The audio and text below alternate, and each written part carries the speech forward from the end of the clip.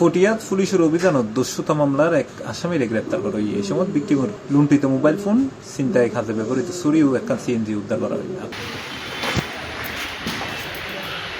Police জানায় গত 15 তারিখ বিকেল 5:30টার দিকে ফটিয়া থানার বৈরালা টেকা এলাকা চট্টগ্রাম কক্সবাজার মহাসড়কত চলন্ত এক সিএনজি অটো রিক্সা 3 ছিনতাইকারী লবণ ফ্যাক্টরি শ্রমিক শাহনাজ আক্তার এনির গলা ছুরি ঠেকাইরে প্রাণনাশক ভয় দেখায় ব্যবহৃত স্যামসাং স্মার্টফোন এবং নগদ 10,000 টাকা সিনেলে পরে তার চলন্ত গাড়ি ধাক্কা দিয়ে ফেলে দিয়ে দেয় দেখি তারা। ঘটনার পর পুলিশ বিভিন্ন স্থানত অভিযান চালাইয়ে একই দিন রাত 9:15টার দিকে ধলঘাট ইউনিয়নের ধরপাড়া এলাকার মূল আসামি মোহাম্মদ কুরশেদকে গ্রেপ্তার করে। পুলিশ জানায় গ্রেপ্তারকৃত আসামির আদালতে সুপর্দ করা হইয়া এবং ঘটনার পরে জড়িত অন্য আসামি গ্রেপ্তারে অভিযান অব্যাহত আছে। C+ TV, Chittagong.